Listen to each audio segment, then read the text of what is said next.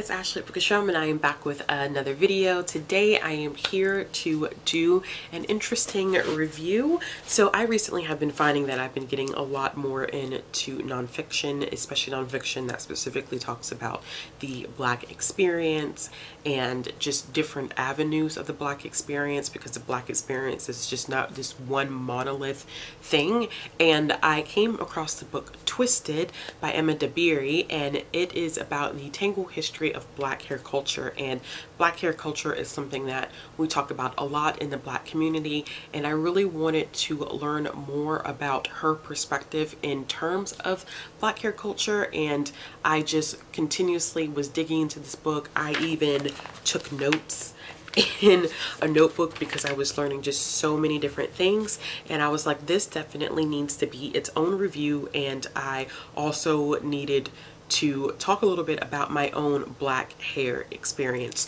So we're going to dive right in. I'm going to talk about a couple of things that Emma discusses in her book. I'm not going to go over every point that she makes, because then I would just literally be rehashing a lot of the stuff that she talks about. But some of the things that I did like, that I really enjoyed, some of the aspects that she delved into really deeply, was Black hair culture and its connection to the Yoruba traditions, the hair binary, historical trauma, as well as Black men and Black women and their connection through Black hair culture. So just a little bit about Emma. Emma has written quite a few things. She's done some serious exploration into Black hair culture. She's biracial. She is both Nigerian and Irish, and this book basically came about from her reflecting on her own experiences. I was actually watching a talk that she did with some group. I can't even remember the name of the group off the top of my head, but I'll make sure I link the video down below in the description box, where she talks about she started writing this book in early 2017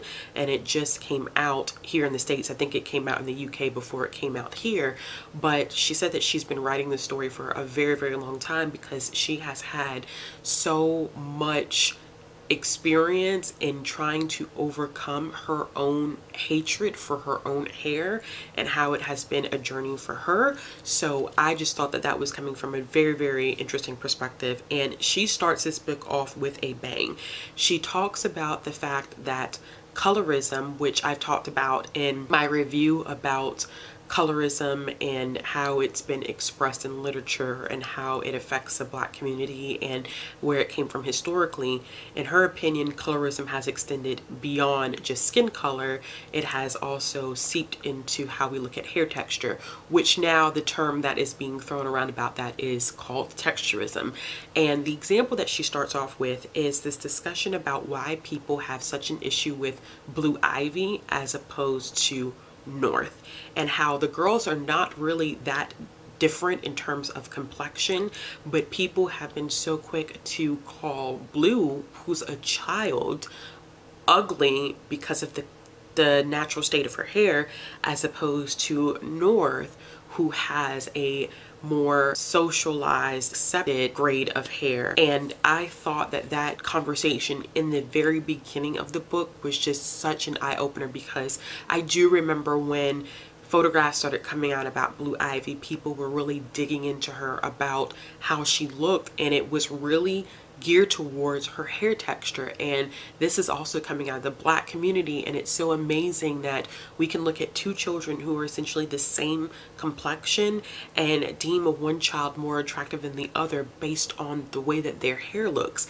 And while that seems so minuscule and so stupid, which it really is, there's this long history that is so closely related to why that happened. So she definitely delves so heavily into all of that information. So I'm going to try to be as concise as possible in reiterating some of her information and talking a little bit about some stuff that even I learned. So Emma is part Nigerian, so she has a chapter where she focuses on connecting Black hair culture back to Yoruba traditions and explaining how in Yoruba traditions Black hair is revered, it is appreciated, it is taken seriously. She even throws in this whole concept of time and how Black women have had to now, especially like in the UK and United States, how we have had to do things to our hair because we don't even have time to take care of our hair the way that we want to.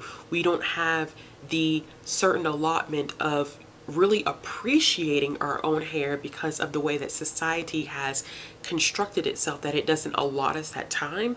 And I thought it was so interesting just learning so much about Yoruba traditions and how people have different hairstyles and braiding techniques, and how that could be aligned with different things like your social standing, where you worked, if you were a priestess for a certain goddess. It was just so fascinating. And there was one section where she specifically talked about Irandidi, which is a specific method of braiding, and I watched a couple of videos that were specifically dedicated to it, so I'll make sure that I link those videos down below.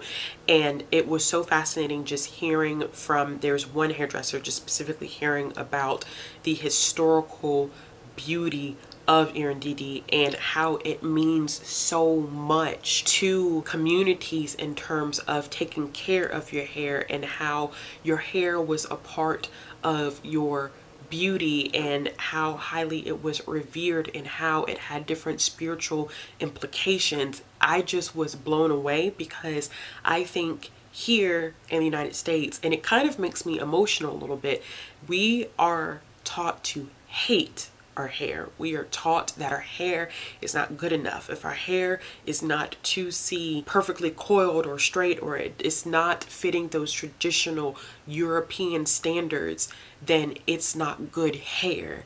And that just hurts me to know that there are traditions that have existed in our history and our cultures in which our hair has been so highly praised and so highly worshipped and taken care of, and it's meant so much, just not physically but emotionally and spiritually, and we don't get taught that here. We're not brought up in that tradition of understanding how important your hair is. So watching those two videos and then just listening to Emma really talk about the experience of Black hair and its importance in Yoruba traditions just really made me appreciate my own hair in its natural state and form. And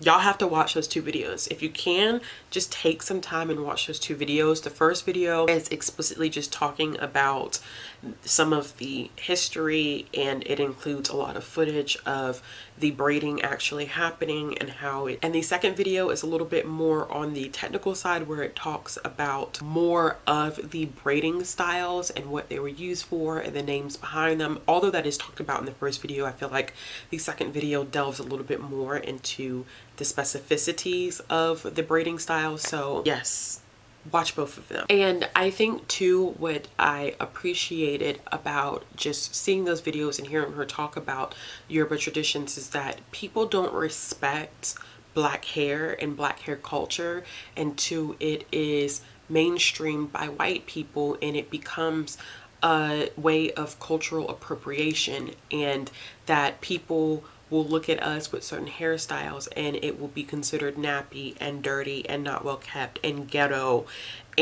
But as soon as you see someone like Kim Kardashian having her hair braided with cornrows, it's okay and everybody wants to do it and it's the neat and the coolest thing to do. But you know, 20 years ago, having your hair cornrowed was means for you not even to be able to get a job in the United States. So it's very fascinating how a lot of cultural things, and I'm sure this does not just happen to Black people, but it's amazing how until things are mainstream and made popular by white media and pop culture and it becomes cultural appropriation, it's not deemed worthy of society. So it was just nice seeing that juxtaposition and understanding how I should have self-worth in terms of my natural hair. One of the interesting things that Emma discussed that I'm kind of still shaky about in terms of my understanding is the hair binary. So of course I've heard of binary in terms of like race and how we work on this good bad binary, but it was interesting in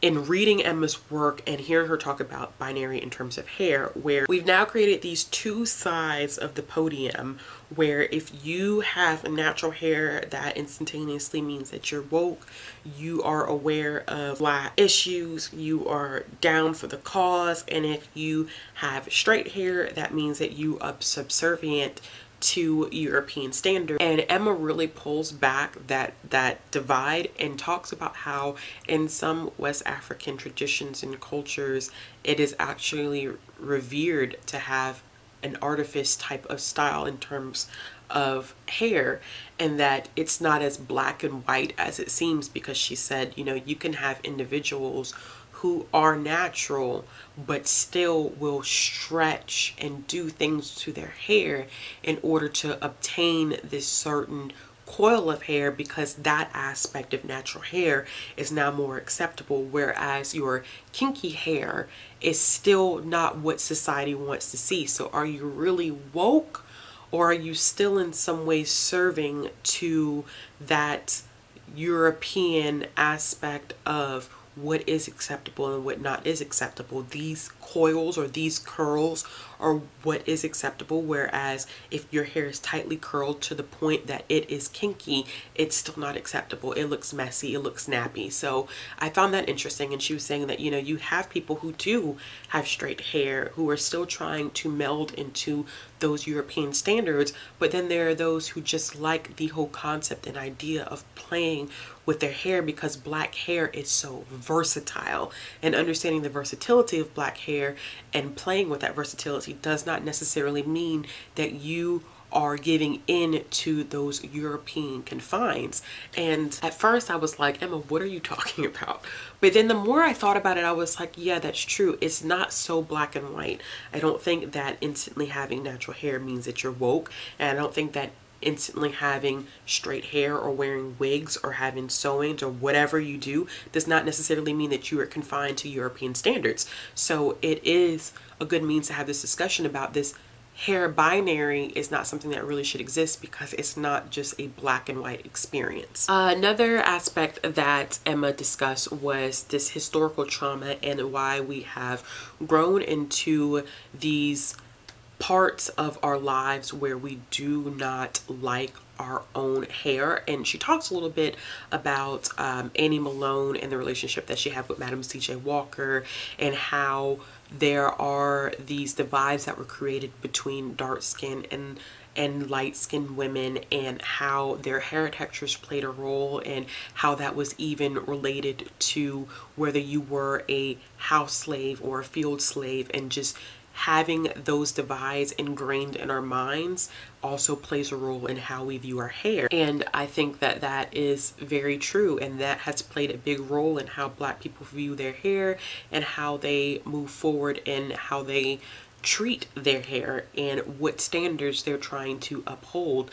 She also did this really interesting insight to this law that was created in New Orleans, and I think this is so interesting, how our hair was a cause for debate. It's always been policed, it's always been politicized, because what ended up happening is that white women would use hair as a form of punishment for slaves that they just didn't like, slaves that they felt like were getting too much attention from their husbands. They would actually shave the women's hair. And I did not know that that was a form of punishment, because hair was just this thing that people just could not get over. I think Black people were just in this state of being damned if you do, damned if you don't, because if you wore your hair naturally, you were considered unruly, you were looked at as less than, and then if you straightened your hair, you were looked at as being pretentious. So it was a lose-lose situation.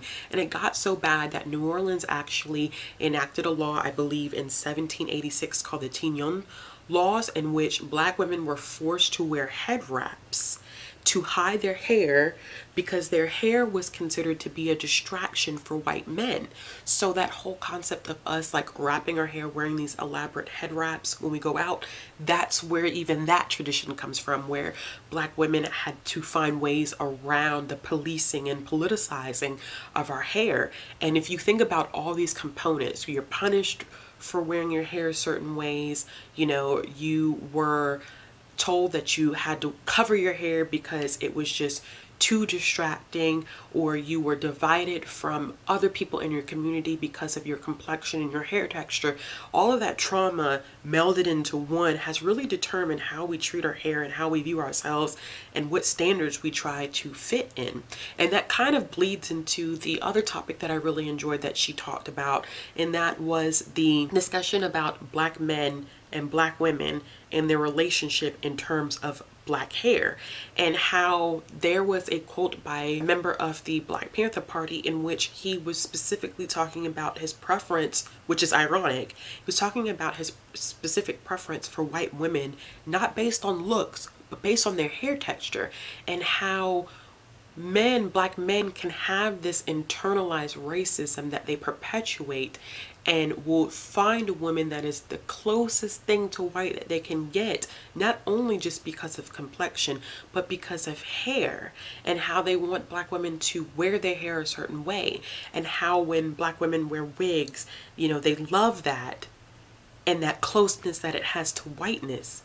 But God forbid a Black woman take her wig off and you see what's underneath the wig, and then it's, oh my goodness gracious, I just don't want to deal with that. Or they look for women that have specific hair textures, and that for me was just an interesting dynamic because I have seen that in real life. I have seen that, these expectations that we end up imposing on each other because we're trying to fit within these standards. And then she even talks about how Black men are oppressed by Black hair culture and how it has been systematically used against us. How Black men, how in older traditions Black men were revered for having long hair, whereas now they don't, because long hair, having cornrows, having dreads is affiliated with being a thug, a criminal. You're not worth anything. I remember my mom told me a story about a guy that she used to work with who was, without specifically being told, but underhandedly told, that he had to cut his cornrows or else he was going to get fired.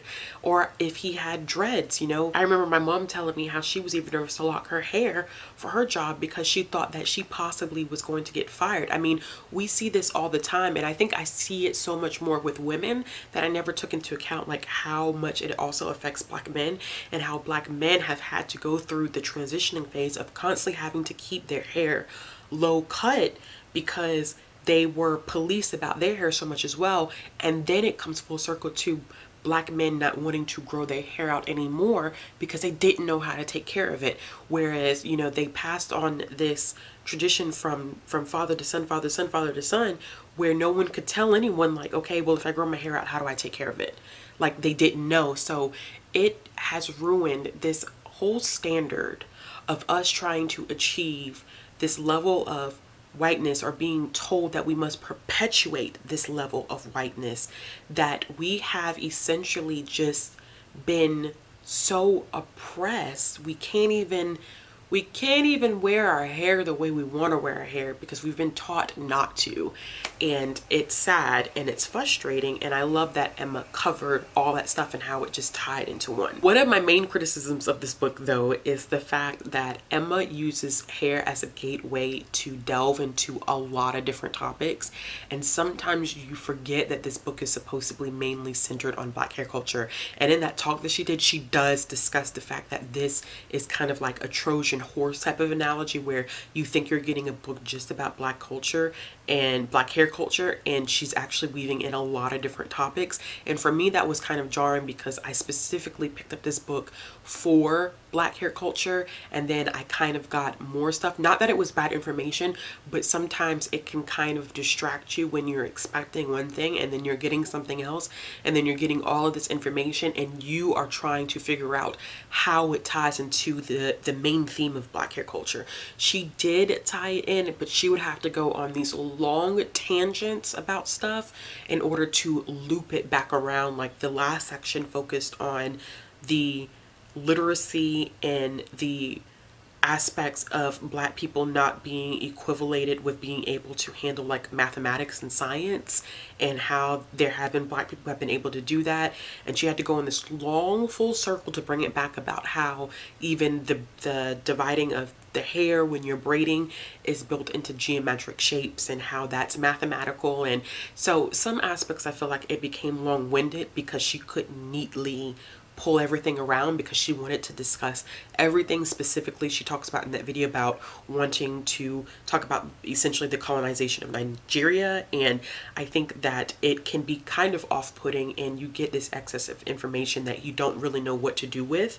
So it's not that it's bad information, but it's information that doesn't always fit into the context of what her theme is supposed to be, which is Black hair culture. So that is my main criticism of this book, which is why I ended up giving it 4 stars, because there were a couple sections where I was like, how does this fit into everything? But other than that, like, it was an excellent book. So I wanted to take just a little bit of time and talk a little bit about my Black hair experience. So this is not going to be a long section, but I just wanted to talk about like the journey that I've went through and how it kind of relates to what Emma was talking about. So I'm going to actually use pictures so you can kind of see how my hair has changed in the past X amount of years, and how I've had to go on this spiritual journey myself and this journey of identity. So for me, of course, when I was born, my mom kept my hair completely natural. As you can see from this picture, I hated getting my hair done. She would just comb it out, she would put it in pus, or she would just braid it down. My hair has always been thick, my hair has always been long. It is always a pain in the butt. I've never liked doing my hair. I still to this day, this is the most convenient way, but this is even a lot of maintenance as well. But it was never a thing for me. I just never liked getting my hair done. But my mom kept my hair as natural as possible. However, when I got to a certain age, about 7 or 8, I started getting my hair pressed. And if you don't know, when a Black person gets their hair pressed, it's completely different than what you considered flat ironing. It actually is a hot comb that is heated on the stove, and this is often accredited to Madam C.J. Walker. She did not invent the hot comb. It was actually invented by a Frenchman, and when you put the hot comb on the stove, it heats up really, really hot, and the beautician will put grease on your scalp and they will comb through your hair and it will straighten the actual strands of your hair. This process can be extremely painful if you have someone that is not that good at handling a hot comb.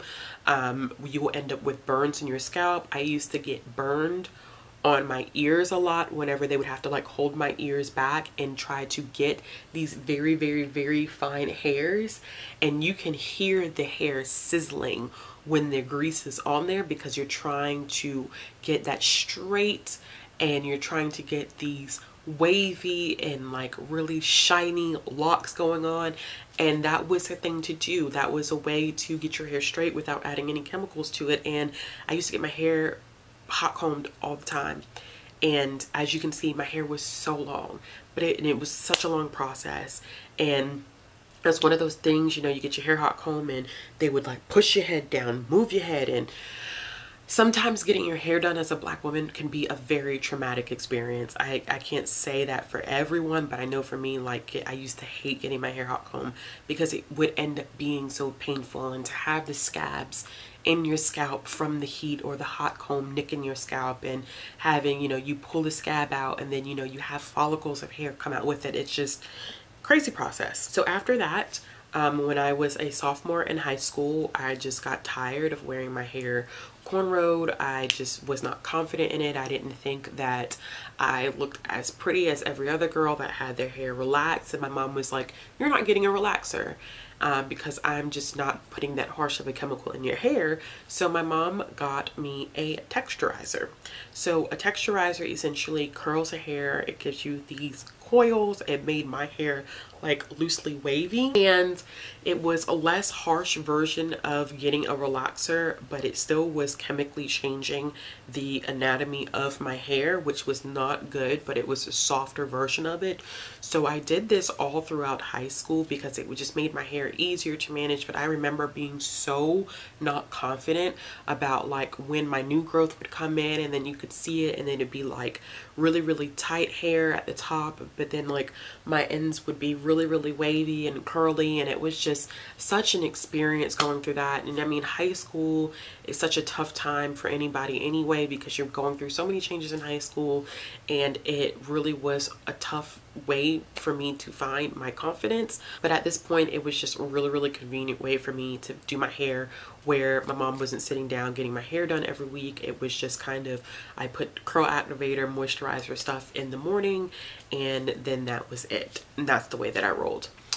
After high school, when I graduated and I went to college, I did the texturizer thing for a little while, but then like I still felt like I wasn't really fitting in with everybody else, so I started straightening my hair with a flat iron, which I had never done, and it put like excessive heat in my hair, and it ended up damaging my hair a lot to not only have a texturizer in my hair, but then put excessive heat in it, and my hair just started breaking off. So my line sister actually ended up cutting my hair, and she cut my hair to about right here. I think I should have a picture of that. She cut my hair and we put a relaxer in it. So that was the first time that I ever got a relaxer, and you can see the difference. Straight hair, easy to manage, wavy, really. And at this point too, I had gotten honey contacts to make my eyes lighter. I just went through a whole identity crisis.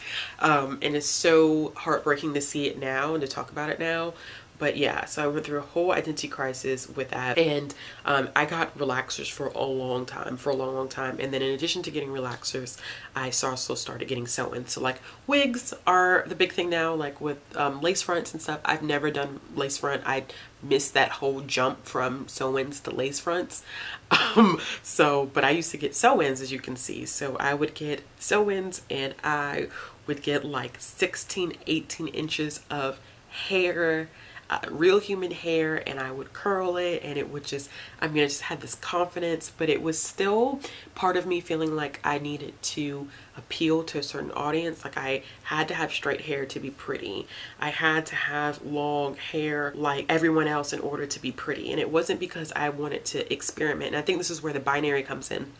I wasn't doing it because I wanted to experiment with my hair. I was doing it because I didn't feel confident enough, and I felt like I had to fit this certain form of beauty.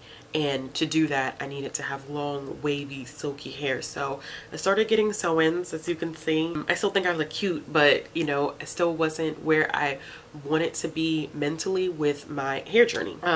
So after that, in about 2017, pretty much said, I'm done. I don't want to do this anymore. I was coming into my own. I had graduated from undergrad. I had gotten my master's degree. I was working on a second master's degree, and I just was in a different place as a human being. And I knew that a lot of my close friends had started doing the big chops. Everybody was just cutting their hair. They're like, I'm not doing this anymore. I can't deal with this anymore. I just want to embrace my natural hair. And I decided to do the same thing. I transitioned a little bit different. So a lot of people do the big chop. I was still not confident enough to rock having short hair and it not fitting into the certain standard. I think, honestly, I feel like I went natural for the wrong reasons. I wanted to go natural, but then I wanted to go natural and stretch my hair and twist it so it still got this curl pattern that was really not going to happen for my hair. It wasn't realistic for my hair.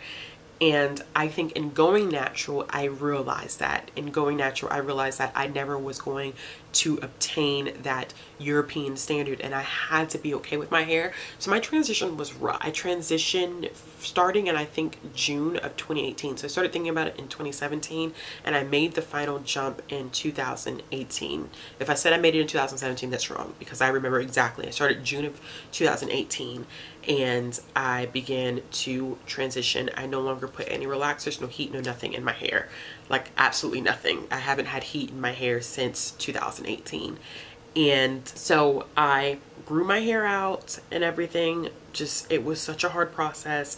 I make sure I have a couple of pictures up here of how hard that process was, of, you know, having two different textures of hair. I had hair that was relaxed, hair that was natural. It wasn't meshing together, and eventually it just started to come together. The first time I started doing braid outs, my hair did not look good. It did not, just the two textures didn't look good. And then eventually I did a braid out, which I hope I still have a picture of this. And the braid out was where I was like, okay, we are finally coming into this place where I'm happy about the way that my hair is looking. So when I got pregnant, of course, I was taking prenatal vitamins. My hair got so thick. I mean, it was just thick. And I'll show you a picture of that, my hair, what it looked like before I got it braided for my baby shower. And my hair was just getting back to the place where it was, and I was like, oh, this is so healthy. But it wasn't, still wasn't great, because I still had like ends that were uneven. My hair was still broken and everything. And then after I had the baby, my hair was falling out, like my edges were gone. I was washing my hair and I could pull out clumps of my hair, and that just has to do with like hormone resettlement. And then after I had the baby, you know, I just did what I could with my hair. I was combing it out and wearing in these 2 huge puffs, because I just couldn't decide what I want to do with my hair. And I was like, it's time for me to lock my hair, because I think I just got to the point where I was spiritually ready for that journey of just letting my hair do what it wants to do naturally. And that's where I'm at right now. So, you know, my hair is in the process of locking. It's 2 strands, and it is locking a lot at the roots. I still am coming into a lot of acceptance of my hair, because I have a lot of new growth, and I typically hide my new growth because I still am dealing with that issue of people looking at my hair and being like, that's just not acceptable, it's messy, it's not neat, it's not confined to what we think is appropriate here in the United States. And I'm still dealing with that a lot, and I'm hoping that eventually I can just let it go and then just be free with it and get out of this I need to wear a headband all the time to make it look perfect for people. So, but I am in the stage now where I'm like, I'm so happy that I am allowing my hair to just do its own thing and to do what I feel is comfortable, what I think feels right to me, and not be constrained by what people think is appropriate. So it's been a hell of a journey, and that's a really, really concise way of explaining all the stages that my hair has been through. But it's been a mental, spiritual, and emotional journey. And, you know, I feel very, very free with myself. I feel very, very in touch with myself in locking my hair, because I've had to trust myself and I've had to trust this process. And I think even the decision with me going natural, like I've had to trust a lot of just breaking my mind out of what I think are European standards and what people want me to look like, and being okay with what I just look like naturally, and being okay with and in touch with my culture. So I know that's a long-winded video, but I hope you all have enjoyed. I wanted to show you one book that I ended up picking up because of reading this book that I'll be reading soon, which I think is a little bit more in depth and focuses heavily specifically on the history of black hair in America, because of course, you know, Emma is talking about it from the perspective of being Nigerian and Irish, and I wanted to read more so from the American experience as well, because it's going to be a little bit different. And it is Hair Story, Untangling the Roots of Black Hair in America by Ayana D. Bird and Lori L. Tharps. So I will be reading this soon, and if you all want me to, I'll do a review of this. Any articles or videos or anything that I found, Essence did a really, really good article that I found about black hair that I think you all enjoy, specifically about the head wrap. So I'll make sure that I put all that stuff in the description box below. As always, if you like this video, give it a thumbs up. If you want to see more content from me, click the subscribe button. If you're looking for ways to support my channel, the links will be down in the description box, as well as links to my social media, and I'll be back with another video soon.